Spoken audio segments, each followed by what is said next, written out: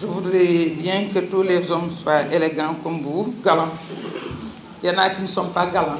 Parce que rejeter sans fondement le parrainage d'une dame, il faut le faire. Il faut être Macky Sall pour le faire. Je dis bien Macky Sall, parce qu'il faut qu'on ne se voile pas la face. Voilà un homme qui a voulu connaître ses adversaires. Déjà en 2018, nous l'avions dénoncé à l'Assemblée nationale. Récemment, ceux qui sont adeptes de la documentation ont ressorti mes vidéos. Le soir même du jour du vote, Feu Sidi Lamine Niasse avait convoqué un plateau avec Jacques Habib Sy, moi-même, Mamadou Diop Decroix. Tout ce qu'on avait relevé sur le parrainage est aujourd'hui réactualisé et les candidats sont confrontés à tous les hic qu'on avait relevés. Ce qui se passe, c'est que je ne voudrais pas que nous, collectif des candidats spoliés, qu'on se mette à donner des explications techniques. Il n'y a pas d'explication technique, c'est purement politique. C'est un homme qui exerce sa volonté sur nous. Il ne veut pas qu'un tel il ne veut pas que tel soit candidat. Il n'est pas candidat. C'est aussi simple que cela. Je ne suis pas paresseuse. Je m'efforce à creuser et à avoir les raisons. À commencer par ce que j'ai fait. En partant déposer mon parrainage, je l'ai déposé dans les 10 premiers jours. J'y reviendrai avec le tirage au sort. J'avais, au niveau du siège, 108 000 parrains. J'ai déposé 58 975. Au constat du greffier, qui, je le rappelle tout le temps, c'est important ce qu'Aminata Touré dit à chaque fois qu'il dit que c'est un monsieur assermenté. C'est important, on n'avait pas besoin d'huissier. On a affaire à un greffier. Il a noté, il a dressé un procès verbal. On a enlevé 14 déjà. 14 qui devaient effectivement constituer des rejets. Donc on ne pouvait pas les remplacer. À l'arrivée, qu'est-ce qu'on voit? On voit, parce que n'oubliez pas que j'étais la dernière, j'étais 93e. Alors que j'ai fait partie des 10 premiers qui ont déposé. Alors, qu'est-ce qu'on me donne? Des rejets, des gens qui ne figurent pas au fichier, dont des conseillers municipaux. Et on m'a plus agressé au niveau de la région de Diourbel. C'est dommage pour eux, ils n'ont pas été intelligents, parce que j'ai des militants partout au Sénégal. Mais je ne les connais pas tous. Mais la région de Diourbel, je connais. Doyen Maudit, je vous salue, le frère de mon frère. Alors, donc, j'ai un ancrage au niveau de la région de Diourbel, particulièrement à Bambey. J'ai vu des conseillers municipaux depuis 1996, j'ai lu des conseillers municipaux, j'ai lu des maires, même si après ils les débauchent, c'est pas grave. Mais en tout cas, ce sont des maires que je mets en place. Alors, donc nous en avons eu un bon nombre.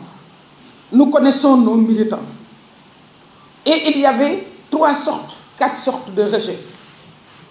Ce que j'appelais la réalité modifiée. C'est-à-dire, on dépose quelque chose qui est conforme. Au niveau de la case rejet, on remet la même chose. Donc, c'est-à-dire, c'est quelque chose de conforme qu'on transforme en rejet. L'autre problème, c'est ce que j'appelle les doublons du Conseil constitutionnel, les doublons internes du Conseil constitutionnel. Moi, je n'avais que 3 doublons internes, donc ça constitue des rejets. Ce qu'ils mettent, c'est qu'ils mettent le numéro de Babawan sur la plateforme. C'est 4832, ils mettent Babawan 4832, Babawan 4832, Babawan, et occuper toute la page. Et c'est décompté. Il y a des transformations de noms. Ndeye Thioro Mbaye qui est transformé en Serigne Diouf. Et ils ne sont pas bêtes. Ils ne sont pas bêtes parce que devant la carte le numéro de la carte de Ndeye Thioro Mbaye, il y a un 2, parce que c'est une dame. Mais quand ils transforment en Serigne Diouf, ils mettent 1. Donc c'est voulu.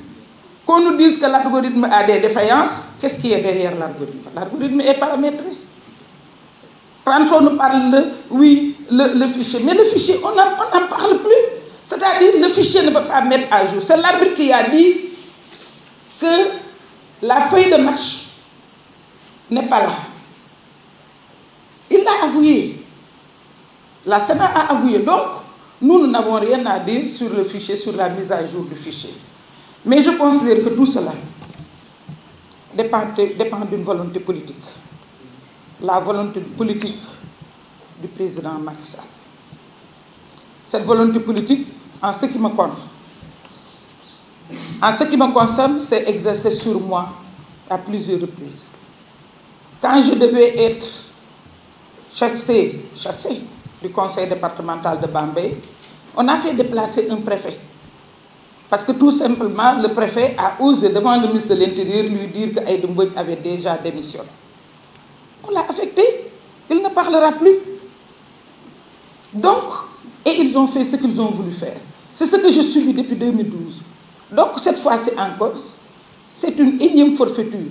Maintenant, c'est une énième forfaiture. On a l'habitude de dire qu'une injustice faite à quelqu'un est faite à tous. Mais aujourd'hui, ça a dépassé les bords. Et le Sénégal est surveillé partout dans le monde. Tout le monde en parle. Ce qu'il faudrait, c'est effectivement cette sérénité dont j'ai fait allusion tout à l'heure, mais cette union, et ce que j'ai dit le premier jour de quand pour la première fois j'ai participé à la réunion du collectif des candidats spoliés, j'ai parlé de conviction. Il faut qu'on soit convaincu que nous avons été lésés. Il faut qu'on ne cherche pas d'explication. L'explication est là. Une seule personne n'a pas subi ce qu'elle a subi. Tout le monde, chacun peut donner sa version. Ce qui est constant, c'est que on ne nous a pas évalué par rapport à un fichier honnête, par rapport à un fichier fiable. On n'a pas mis en place un logiciel fiable. Mais tout cela, il y a un responsable dans tout cela. Il faut savoir identifier le responsable et essayer de se concentrer sur ce qui nous importe au lieu d'être divisé par les uns, par les commentaires des uns, les commentaires des autres. Quelqu'un mérite de passer au parrainage, quelqu'un d'autre ne mérite pas de passer au parrainage. Ceux qui ont passé au parrainage savent qui est qui dans ce pays. Il y a des gens qui, au dernier moment, ont réussi des élections au niveau national. Il y a des gens ici qui ont fait des parcours au plan politique, qui ont fait plus de 5 fois le tour du Sénégal, connus à travers le Sénégal. Comparé à ceux qui viennent d'arriver et qui ont pu réussir cela, je pense qu'on n'a rien à dire, mais qu'on n'essaie pas de nous diviser, qu'on n'essaie pas de donner du mérite à quelqu'un d'autre et de dire que ce qui arrive à d'autres est normal. Je pense qu'il y a une chose qui n'est pas normale. On l'a dénoncé, on l'a décrit, on peut multiplier des exemples.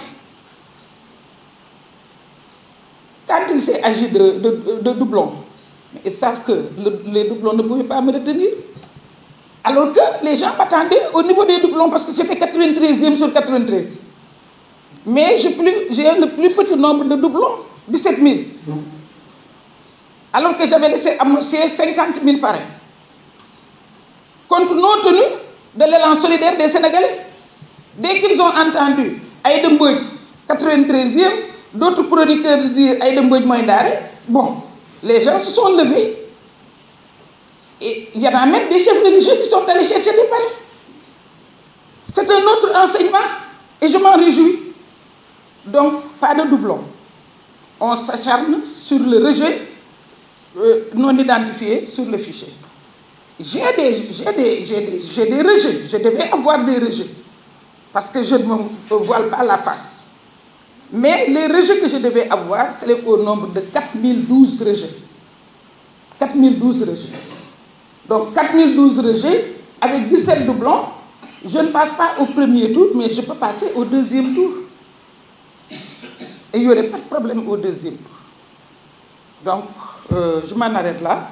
Je voudrais féliciter Baba pour l'initiative et témoigner, parce que nous avons été dans le même gouvernement, je le connais, c'est un frère, témoigner effectivement de sa volonté de toujours avoir un Sénégal juste, un Sénégal solidaire, mais un Sénégal équitable. Parce que tout ce que nous demandons, nous, c'est l'équité.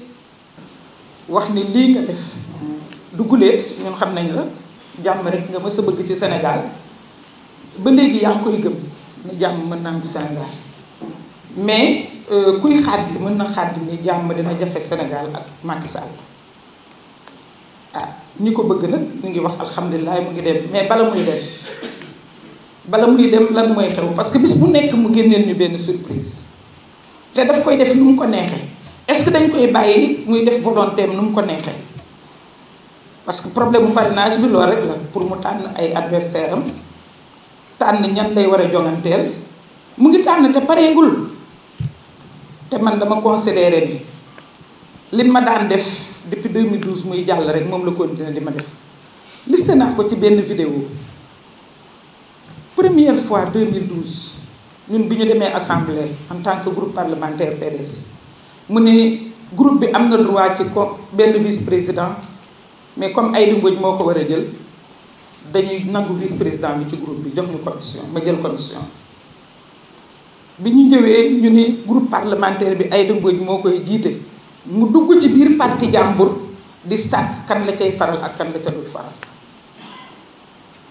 génne ma conseil départemental Bambey préfet bi mu ko nee démissionné na booba la ñu affecté préfet ba te waxatul xaw ma dañ ko affecté noppi loo ko xaw ma dañ ko menacé kenn déggatu ko donc noonu laa dëkkee ak moom tàmm naa ko bi yoon dama ne woon rek am naa ci yaakaar comme bokkatul mais ba léegi mu ngi dugal loxoom ci yëf yi donc li may bañ mooy ñun ñi nga xam ne ñoo daje ñuy ñeent fukk ak juróom benn defe naa léegi ñu mat juróom fukk ñi nga xam ne dañ ñoo tooñ jël suñuy parrain ba néewal ñu doole bañ ne li ñu am ci parrain mënatul a jàll ñooñu dama ne ñun nañu concentré bu baax xoolante bu baax ànd bu baax bokk bëgg-bëgg xam ni benn machine yàqal ñu machine mënuñoo yàqal ñun ñoo mag loolu machine ñun ñoo ko mag machine dafa am ku ko commandé dafa am ku ko paramétré dafa am ku décidé ni machine bi lii lay def te kooku Macky Sall la tudd jërëjëf